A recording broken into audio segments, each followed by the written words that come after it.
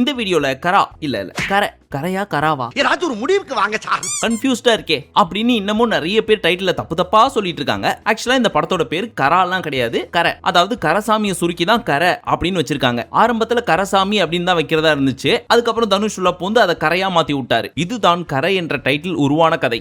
ஆமாங்க, அவ்வளவுதாங்க மேட்ரு. புரிஞ்சுக்கிட்டாங்க வாசு. இப்ப கரையோட கதை எப்படி இருக்கு அப்படின்றது உங்களுக்கு தெரியணும்ல, அதை டீடைலா பாப்போமா? இந்த படத்தோட ரிவ்யூ பாக்குற எல்லாருமே கண்டிப்பா ட்ரெய்லரை பார்த்திருப்பீங்க. அதை பாக்குறப்பவே ஓரளவுக்கு ஐடியா கிடைச்சிருக்கும். நானும் உங்களை மாதிரி ட்ரெய்லரை பாக்குறப்போ இப்ப வார் கரண்டா போயிட்டு இருக்குல்ல ஈரான்ல, இதை பேஸ் பண்ணி ஒரு ஸ்டோரி பண்ணிருக்காங்களோ. வார் ஸ்டார்ட் ஆனது ஒரு மாசம் இல்ல அதிகபட்சம் 1.5 மாசத்துக்கு முன்னாடி தான். அதுக்குள்ள இப்படிதான் நடக்க போகுது அப்படின்னு சொல்லி முன்னாடியே ப்ரெடிக்ட் பண்ணி இந்த படத்தோட டைரக்டர் இப்படி ஒரு கதையை உருவாக்கி இருக்காரு அப்படின்லாம் ஆச்சரியப்பட்டு தான் ட்ரெய்லரை பார்த்துட்டு இருந்தேன். ஆனா அந்த வார் கல்ஃப் வார் உண்மையாவே நடந்தது 1991ல. அதை பேஸ் பண்ணி தான் இந்த படமா அப்படின்னு கேட்டீங்கன்னா அதெல்லாம் கிடையாது. அது இந்த ஸ்டோரியில ஒரு சின்ன பார்ட் மட்டும் தான். பட் கதையே வேற. கவலைப்படாதீங்க, ஸ்பாயிலர்லாம் இருக்காது. பட் இந்த கரண்ட் படம் 1990ல இருந்து 91க்குள்ள நடக்கிற ஒரு கதை. ஒரு சிலர் இது ரியல் ஸ்டோரி அப்படின்னு சொல்றாங்க. அது எந்த அளவுக்கு உண்மை அப்படின்னு தெரியல. பட் இந்த படம் நிறைய விவசாயிகளோட மைண்ட் வாய்ஸா இருக்கும். ஒன்றும் விளங்கவில்லையே மன்னா. புரியலையா? சரி, கதையை சொல்லாம ஒரு விஷயத்த சொல்றேன். அந்த காலத்துல இருந்து இந்த காலம் வரைக்கும் நிறைய விவசாயிகள் கடனை திரும்ப கட்ட முடியாம தற்கொலை பண்ணிருக்காங்க, நிலத்தை வித்திருக்காங்க, ஏகப்பட்ட இடத்துல கந்து வட்டி வாங்கியிருக்காங்க, இன்னும் பல சொல்ல முடியாத கஷ்டங்களை அனுபவிச்சிருப்பாங்க. யோசிச்சு பாருங்களேன், அவங்களோட மைண்ட் வாய்ஸ் என்னவா இருக்கும்? நம்மளால பேங்க்ல கடனை கட்ட முடியல அப்படின்றதுனால எவ்வளவு இழக்கிறோம். சரி, கவர்மெண்ட் தான் நமக்கு எதுவும் பண்ணலையே அப்படின்னு பார்த்தா இந்த பேங்க் காரனுங்க இஷ்டத்துக்கு வட்டி மேல வட்டின்னு போட்டு நம்மளோட ரத்தத்தை உறிஞ்சு குடிக்கிறானுங்க. இவனுங்களாம் நல்லா இருப்பானுங்களா? இதுக்கு ஒரே வழி, அவன்கிட்ட இருக்கிறதெல்லாம் நம்ம பணம் தானே, அதெல்லாம் நம்மளே புடிக்கணும் அப்படின்னு ஏகப்பட்ட விவசாயிகள் தன்னோட மனசுக்குள்ள நினைச்சிருப்பாங்க இல்லையா? அதோட எக்ஸிகியூஷன் தான் இந்த படம். ஆனா இதுதான் மெயின் ஸ்டோரியா அப்படின்னு கேட்டீங்கன்னா இதுவும் கிடையாது. இதுவும் ஒன் ஆஃப் த பார்ட் தான். அப்ப மெயின் ஸ்டோரி என்னதான் அப்படின்னு கேக்குறீங்களா? நம்ம தான் ஸ்டோரி சொல்ல மாட்டோமே. இருந்தாலும் கடலமுத்து ரொம்ப ஸ்ட்ரிக்ட்பா. சிட்டாலனா உங்க முன்னால எல்லாம் உத்தியோகம் பார்க்க முடியுமா? பட் எது பேஸ் பண்ணி அப்படின்னு பாத்தீங்கன்னா உங்கள நிறைய பேர் மணி ஹெய்ஸ்ட் பார்த்திருப்பீங்க. அந்த மாதிரி ஒரு ஹெய்ஸ்ட் ஸ்டோரி தான் இது. ஆனா எதுக்காக பண்றாரு, அவரோட அல்டிமேட் கோல் என்ன, நினைச்சதை சாதிச்சாரா இல்லையா அப்படின்றது தான் இந்த முழு கதையும். அப்பாடா, கதையும் சொல்லாத மாதிரி ஆச்சு, ஓரளவுக்கு உங்களுக்கு புரிய வச்ச மாதிரியும் ஆச்சு. ஃபர்ஸ்ட் இந்த படத்துக்கு போறதுக்கான ரீசன் தனுஷா இருந்தாலும் இன்னொரு பக்கம் இந்த படத்துக்கான எக்ஸ்பெக்டேஷன் ஹையா இருக்கு. மெயின் ரீசன் விக்னேஷ் ராஜா. ரெண்டு பேர் வேற ஆள் கிடையாது, ஒரே ஆள் தான். ஏன் இவர் மேல எக்ஸ்பெக்டேஷன் ஹையா இருக்கு அப்படின்னு கேட்டீங்கன்னா இதுக்கு முன்னாடி போர் தொழில் அப்படின்னு ஒரு படம் பண்ணியிருந்தாரு தெரியுமா? சிம்பிளான ஒரு பட்ஜெட் அண்ட் ஆக்டர்ஸை வச்சு நல்ல ஸ்டோரி அண்ட் பயங்கரமான ஸ்கிரீன் பிளே. சோ அந்த லெவலுக்கு இந்த படம் இருக்கும் அப்படின்ற எக்ஸ்பெக்டேஷன்ல தான் தனுஷ் ஃபேன்ஸை தாண்டி ஒரு சில நியூட்ரல் ஃபேன்ஸ் இருப்பாங்கல்ல, அவங்க எல்லாம் இந்த படத்துக்கு போயிருப்பாங்க. சோ அந்த ஸ்பெசிபிக் ஆடியன்ஸை சாட்டிஸ்ஃபை பண்ணாரா டைரக்டர் அப்படின்றதெல்லாம் பின்னாடி பார்ப்போம். பட் நான் ஸ்பெசிபிக்கா இந்த டைரக்டரை பாராட்டி ஆகணும்பா. ஏன்னா ரொம்ப சிம்பிளான ஸ்டோரி, ஓவர் மாஸ்லாம் இல்லாம வளவளா கொலகொலான்னு பாட்டு இல்லாம சாங்ஸ் எல்லாம் அப்படியே ரன்னிங்லயே இருந்துச்சு. Your presence of mind in the intelligence, I appreciate that. அதே சமயம் இன்னொரு பக்கம் ரொம்ப வருத்தம். அது ஏன்னு கேக்குறீங்களா? ஆமா, ஏன் சார் இந்த கதைக்கு 2 மணி நேரம் 40 நிமிஷம், ஒரு 1.5 மணி நேரம் 1.25 மணி நேரத்துக்கு மேல அதுல எதுவுமே கிடையாது, அந்த மாதிரி ஷார்ட் அண்ட் ஸ்வீட்டா முடிச்சிருந்தீங்கன்னு வச்சுக்கோங்களேன், இந்த படம் கண்டிப்பா பிரம்மாண்டமா ஹிட் ஆயிருக்கும், நிறைய பேரால பேசப்பட்டிருக்கும். ஏன்னா கிட்டத்தட்ட ஒரு விவசாயியோட கஷ்டத்தை சொல்றீங்க, அப்ப அதை மட்டும் சொல்லிட்டு அப்படியே கொண்டு போயிருக்கலாமே. இந்த கடைசி விவசாயி மாதிரி அதை விட்டு எதுக்காக படத்துல மமிதா பைஜூன்னு தெரியல, எதுக்காக 2 மணி நேரம் 40 நிமிஷம் தெரியல, எதுக்காக செகண்ட் ஹாஃப்னே தெரியல. ஏன்னா இன்டர்வெல்லே படம் ஆல்மோஸ்ட் முடிஞ்சிருச்சு. அதுக்கப்புறம் ஒரு கிளைமாக்ஸ் வச்சிருந்தாங்கன்னு வச்சுக்கோங்களேன், 200% இந்த படம் பிளாக் பஸ்டர் ஹிட். ஆனா ஒருத்தர் கொள்ளடிக்கிறாரு, ஒருத்தர் தேர்றாரு, ஹீரோ எஸ்கேப் ஆயிடுறாரு, மறுபடியும் கொள்ளடிக்கிறாரு, ஒருத்தர் தேர்றாரு, மறுபடியும் எஸ்கேப் ஆயிடுறாரு. இது எங்கேயோ கேள்விப்பட்ட மாதிரி இல்ல? நல்லா யோசிச்சு பாருங்க.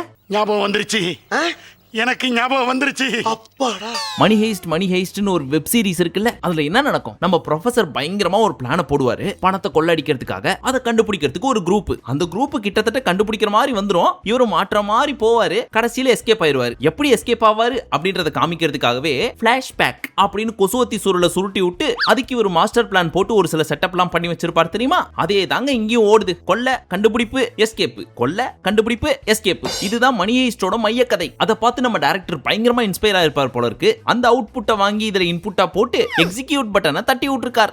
ரெண்டையும் மிக்ஸ் பண்ணி ஒரு கலை உருவாக்கி வச்சிருக்கேன். Mixing soda ஊத்துனியா?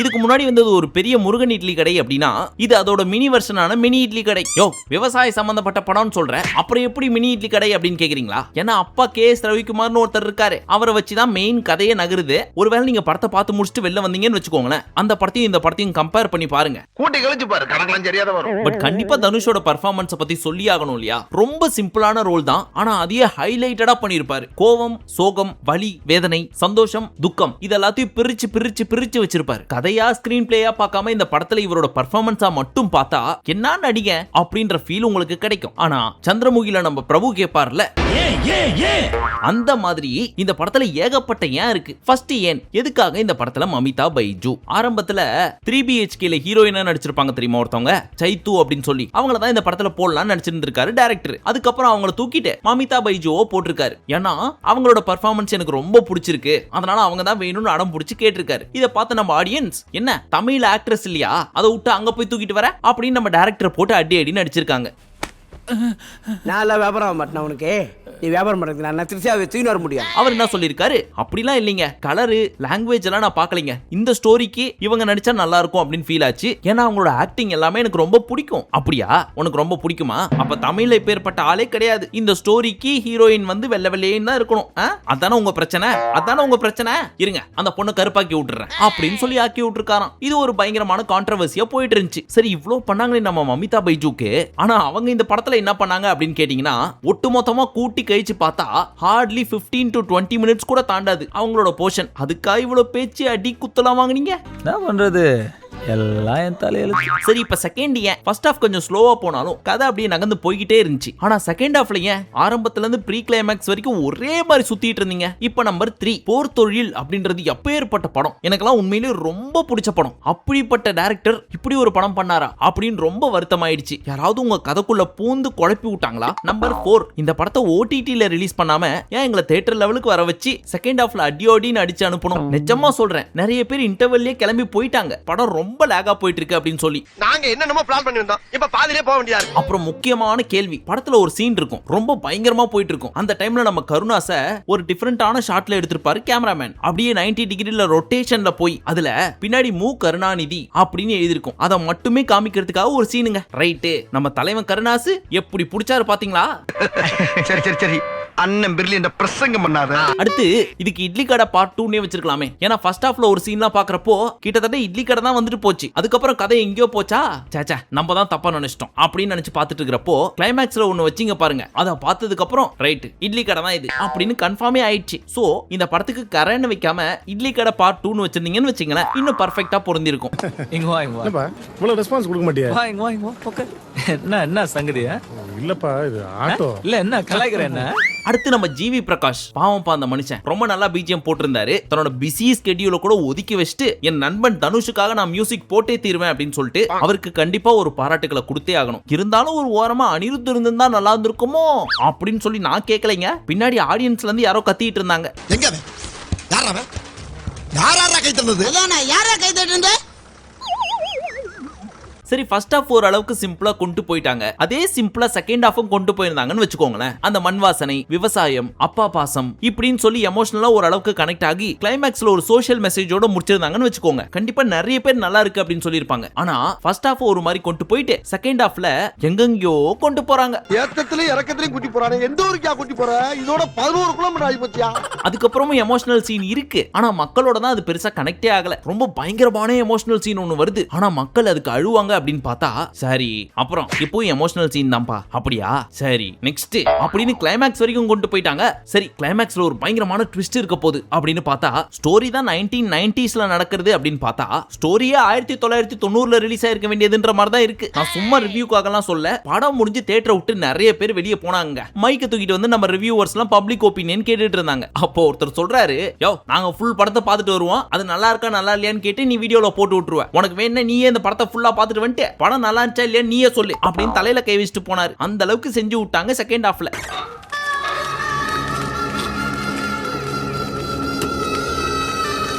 ஓவரால் படம் எப்படி இருந்துச்சு அப்படின்னு கேட்டீங்கன்னா ரொம்ப சிம்பிளான ஸ்டோரி தான். அந்த சிம்பிளாவே கொண்டு போயிருந்தாங்கன்னு வச்சுக்கோங்களேன், நல்ல படமா அமைஞ்சிருக்கும். ஒரு பிளாக் பஸ்டர் ஹிட் ஆகலனாலும் நிறைய பேரால பேசப்பட்டிருக்கும். ஆனா ஸ்டோரி பழசா இருந்தாலும் கதையை அடுத்தடுத்துன்னு கொண்டு போகாம ஒரே இடத்துல சுத்துனது மக்களுக்கு தலை சுத்தல கொடுத்துருச்சு. அது இந்த படத்தோட மிகப்பெரிய வீக்னஸ் பாயிண்ட். இப்போ உங்களுக்கு ஒரு ஐடியா கிடைச்சிருக்கும் இந்த படம் எப்படி இருந்துச்சு அப்படின்னு சொல்லி. சரி எதுக்காக இந்த படத்துக்கு போலாம், ஒரே ஒரு ரீசன் கிளியரா சொல்லு அப்படின்னு கேட்டீங்கன்னா ஒன்னே ஒண்ணுதான், இந்த படத்துல நடிச்ச எல்லா ஆக்டர்ஸோட ஆக்டிங்காக போகலாம். ரொம்ப நல்லா நடிச்சிருந்தாங்க, மத்தபடி என்ன சொல்றதுன்னு தெரியல. நீ ஒண்ணும் சொல்ல போ. சரி, நீங்க இந்த படத்தை பார்த்துட்டீங்கன்னா பிடிச்சிருந்துச்சா பிடிக்கலையா அப்படின்னு சொல்லி மறக்காம கமெண்ட் செக்ஷன்ல சொல்லுங்க. இந்த வீடியோவை யாருக்கு ஷேர் பண்ணணும் அப்படின்றது உங்களுக்கு நல்லாவே தெரியும், அவங்களுக்கு ஷேர் பண்ணி விடுங்க. இல்ல அந்த மாதிரி எல்லாம் யாரும் கிடையாது அப்படின்னா ஃப்ரீயா விட்டுருங்க. இந்த மாதிரி நிறைய ரிவ்யூஸ் வேணும் அப்படின்னு நினைச்சீங்கன்னா மறக்காம நம்ம சேனலுக்கு சப்ஸ்கிரைப் பண்ணிக்கோங்க. மீண்டும் உங்களை அடுத்த வீடியோவில் சந்திக்கும் வரை நன்றி, வணக்கம், நமஸ்தே, நமஸ்கார்.